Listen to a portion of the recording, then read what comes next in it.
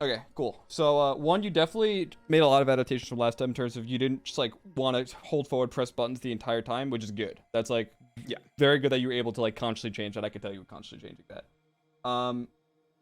Again, I'm just very blunt. So for anyone in his chat, no I'm worries, not. no worries. Yeah, it's more for anyone in your chat. I'm not trying to be a dick. I just like being very straightforward because I think that's the best way to like give people constructive criticism, and it's also how I prefer people to give me criticism. It's good that you say that beforehand because that's the Leffen approach, except he doesn't preface it. So it's Yeah, good preface it. you need to preface it so people don't think you're just being a dick for no reason. Yeah.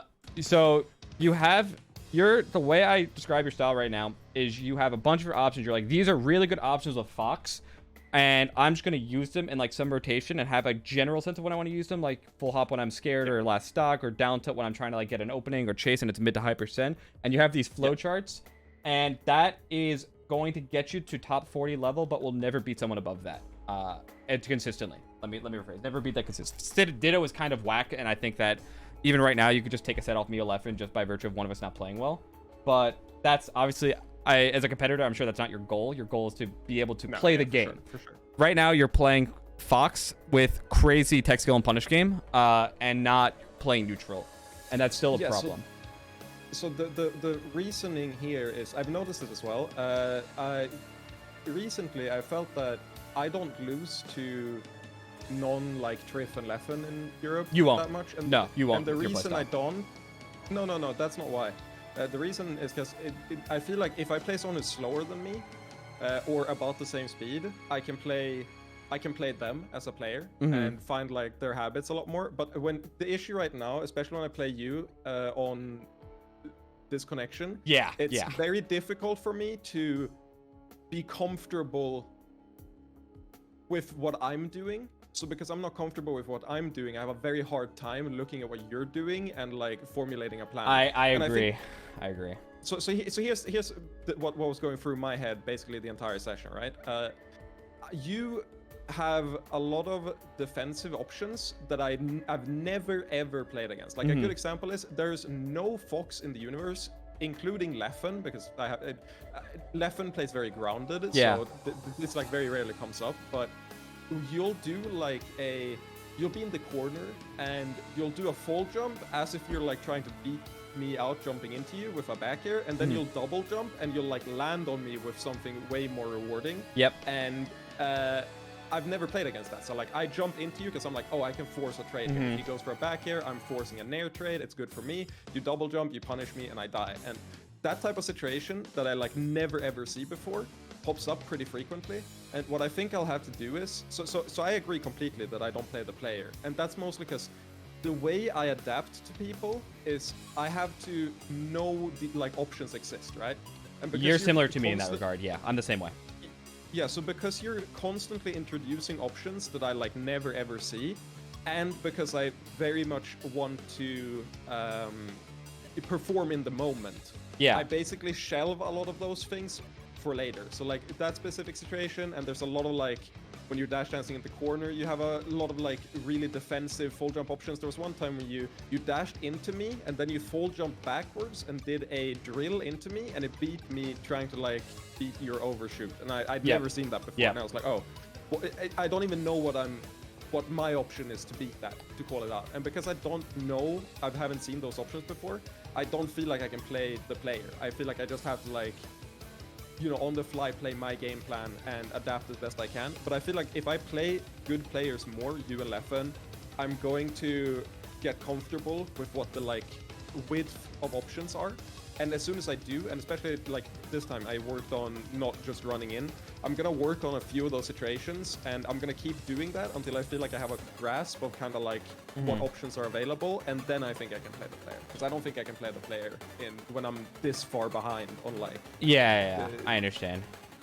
So I have three things. One, I was losing the entire time when I would give a critique, as obviously I don't want my chat to be like, you're just being mean. I'm like, this is expected of someone who's coming from Europe and is very punish game centric. I expect these flaws to come out. I would be shocked if anyone could come from Europe and not have these flaws. Like, I don't think it's possible. That's not how Melee works. Two things gameplay related. One, you said you wanted to shell things you want to perform in the moment. I know that it's easy to say this and it's harder to do it, but I have to like strongly encourage you to do it. Get rid of that mindset. I will have both 10 times more fun playing you, even if I stomp you, even if I'm like stomping you harder because of it. if you are trying out different things, and I will actually be able to give you like better directed criticism about what you're choosing if you try to negate that feeling of like, oh, I gotta take the stock, because it's like when I'm in tournament, I'm not letting you take that stock. No, you're not. This was what happened last time as well when I like only ran in a lot. It was the same thing where I noticed it, but I said, okay, I can't fix this right now because I'm getting overwhelmed. So I'm just gonna keep doing it, and then I'm gonna iterate afterwards. And a lot of it is just because it's very rare that I play someone who's better than me. And also Leffen, I feel like it's very hard to feel like you're not wasting his time. So I've gotten really conditioned into thinking I have to like earn his time to play. So yeah, I don't care about that. You are good. I don't like get that out of your head. You are good enough that I'm reaching out to play you. If you're trying stuff out, that will maybe that individual session is slightly less productive for me, but it will make the next 3 or 4 exponentially more productive. So at least for me, try to just dumpster that mindset. Yeah, I'm gonna try and dump that mindset then, because I essentially played this like it was an extended tournament. Essentially. Yeah, and I don't want that. At least not yet. When you get a little bit better, we can run like sets, and then you can try that out. But for now, like I'm not yet. I'm half playing you because it's nice to have Fox to practice in the morning, and I think that your style is going to become a lot more common pretty soon, just because of one box, but indirectly the way a lot of Slippy kids are trying to improve that I see. Yeah. But 2, like indirectly it is to help you too. Like I'm not just doing this because it's like, oh, like I could play Pipsqueak or I could play fucking Moki. I'm gonna play Pipsqueak. Yeah, I get it. Right? Like part of this is because you are Europe and I want to try to help you. And so the best way you will get utility out of this is by dumping that mindset. The other thing I want to say before I forget is if you feel like you're not comfortable in a situation and you don't know what to do, instead of just like kind of tensing up and like going like way shy and crouch down till it looks like CC option, which I do too sometimes, I highly encourage you to genuinely start dash dancing close to me and see if there's some things that you could threaten. Even just that it's I guess it's an extension of what I was saying earlier, where I want you to try more stuff. But I think that the easiest way to start doing stuff is dash dance, because even if whether or not you're looking for grounded or aerial options, out of dash dance you can do all of that. And the problem is when you start doing the wave to and down tilt stuff, you're very segmented. It's very blocky, and I'm literally just looking for a full hop drill every single time. And yeah, that makes sense. That makes sense. Yeah. You know what? You're a nice individual, and I'm thankful that you're in my life. That's sort of the thing where I definitely feel very unfamiliar with what I'm playing against, and you're completely correct. I'm gonna look back on this, and I'll keep this in mind for next time. And it's also just because every time I play someone, it's very easy to... It's the same thing. Since no one has really good defensive play in Europe, what happens is if I'm segmented like that, I can fish for the one thing, and if I fail a couple times, it doesn't matter. Even as long as you get the one opening. Yeah, if I get the one opening, I just kill them, and then it's like, okay, it didn't matter. And that's gonna plateau, because eventually you're just gonna reach the point where, as soon as you realize I'm fishing for that one thing, it's like, okay, no, I can't do it. And not only that, against me, like even if you get the one thing, a lot of your conversions aren't going to work. It's like, exactly. The better you get, there are of course always like answers and things that you could do to play mix-up afterwards, but a lot of the game becomes playing a mix-up after the fact as opposed to a direct combo. And that's something that you're going to have to work on a lot more as you because you're structured. I said like the second to last game or something before it crashed, that basically the way your style works is you have a set of flowcharts and you have a really good punish game.